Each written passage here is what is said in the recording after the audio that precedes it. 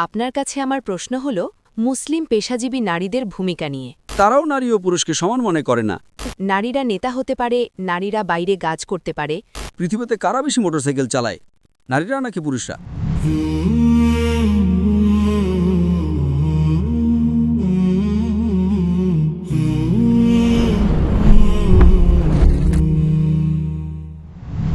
আসসালামু আলাইকুম ডাক্তার। সবার আগে আমি নিজের পরিচয় দিতে চাই। আমার নাম হল উয়েনি। আমি থাইল্যান্ড থেকে এসেছি, আর আমি এখানে ইসলামিক ফাইন্যান্স ও ব্যাংকিং নিয়ে পড়াশোনা করছি। আমি আমার কৃতজ্ঞতা প্রকাশ করতে চাই, কারণ এই আয়োজনের অংশ হতে পেরে আমি সত্যিই খুব খুশি। তবে আপনার কাছে আমার প্রশ্ন হল মুসলিম পেশাজীবী নারীদের ভূমিকা নিয়ে। যেহেতু আজকাল নারীদের অবস্থান অতীতের চেয়ে ভিন্নভাবে দেখা হয়, যেমন নারীরা নেতা হতে পারে, নারীরা বাইরে কাজ করতে পারে, কিন্তু আমরা যদি কুরআন বা আমাদের হাদিসের দিকে তাকাই, আসলে নারীদের মাহরাম ছাড়া বা এমন কিছু ছাড়া বাইরে যাওয়ার অনুমতি নেই, আর লিঙ্গ সমতার একটা ধারণাও আছে। তো আমার প্রশ্নটা আবার সংক্ষেপে বলতে গেলে, মুসলিম পেশাজীবী নারীদের ভূমিকার বিষয়ে আপনার পরামর্শ কি? ধন্যবাদ। আমি যদি প্রশ্নটা ঠিকঠাক বুঝে থাকি, বোন বলছেন যে এখন মুসলিম নারীরাও পেশাজীবী, ইসলামে কি লিঙ্গ সমতা আছে? এবং একজন নারী কি সব ধরনের কাজ করতে পারে? যদি আমি প্রশ্নটা ঠিক বুঝে থাকি, বোন, আপনি যদি ইসলামে নারীর অধিকার নিয়ে আমার আলোচনা শোনেন, ইসলাম নারী ও পুরুষের মধ্যে সমতায় বিশ্বাস করে। নারী ও পুরুষ সমান, কিন্তু তারা হুবহু একরকম নয়। নারী ও পুরুষ সমান, কিন্তু তারা হুবহু একরকম নয়। আল্লাহ সুবহানাহু ওয়া তাআলা নারীকে পুরুষের চেয়ে আলাদা করে সৃষ্টি করেছেন।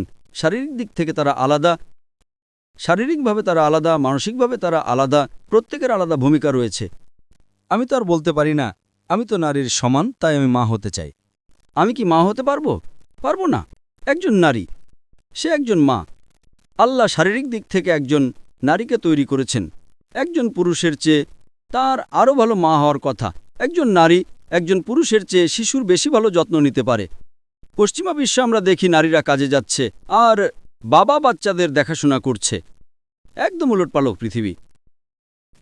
আল্লাহ সুবহানাহু ওয়া তাআলা আমাদের প্রিয় নবী মুহাম্মদ সাল্লাল্লাহু আলাইহি সাল্লাম সহিহ বুখারীতে উল্লেখ আছে।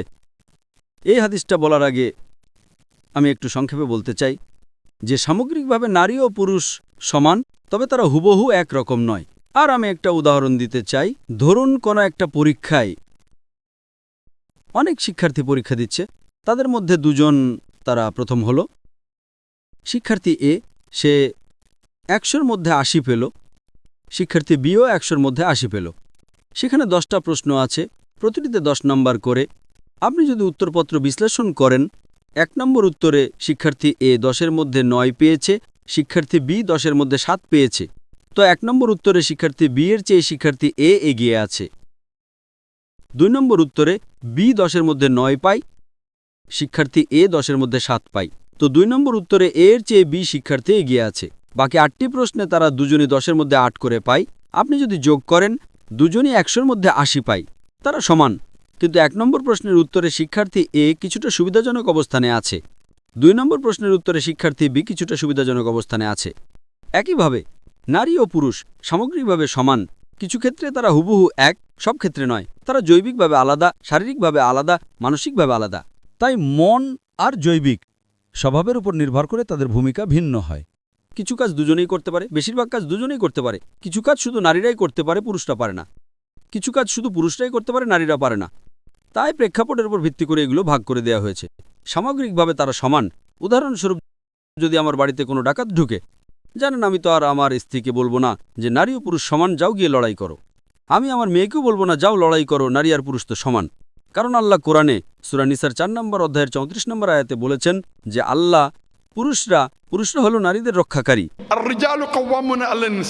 পুরুষরা নারীদের রক্ষাকারী, কারণ আল্লাহ তাদের বেশি শক্তি দিয়েছেন। যখন মাতৃত্বের প্রসঙ্গ আসে, যখন মাতৃত্বের কথা আসে, আমাদের প্রিয় নবী মুহাম্মদ সাল্লাল্লাহু আলাইহি সাল্লাম সহিহ বুখারী থেকে যে হাদিসটা আপনাদের শোনাতে চেয়েছিলাম, আদব বইয়ের ২ নম্বর পরিচ্ছেদে ২ নম্বর হাদিসে আমাদের প্রিয় নবী মুহাম্মদ সাল্লাল্লাহু আলাইহি সাল্লামের কাছে একজন লোক এসে নবীকে জিজ্ঞেস করলেন, এই পৃথিবীতে কে সবচেয়ে বেশি ভালোবাসা আর সঙ্গের দাবিদার? নবী বললেন, তোমার মা। লোকটি জিজ্ঞেস করল এরপর কে? নবী বললেন তোমার মা। লোকটি জিজ্ঞেস করল এরপর কে? নবী তৃতীয়বারের মতো বললেন তোমার মা। লোকটি জিজ্ঞেস করল এরপর কে? তখন নবী বললেন তোমার বাবা।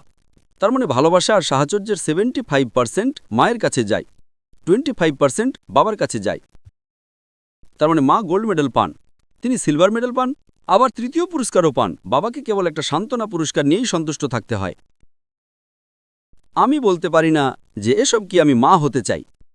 তাই আপনাকে বুঝতে হবে যে নারী ও পুরুষ সমান। এখন এই পশ্চিমা বিশ্ব নারী স্বাধীনতার কথা বলছে, এমনকি তারাও নারী ও পুরুষকে সমান মনে করে না। নারী ও পুরুষ যদি সমানই হয়, যখন তারা 100 মিটার দৌড় প্রতিযোগিতায় অংশগ্রহণ করে তখন কি নারী আর পুরুষ একসাথে দৌড়ায়? হ্যাঁ বা না বোন? তারা কি একসাথে দৌড়ায়?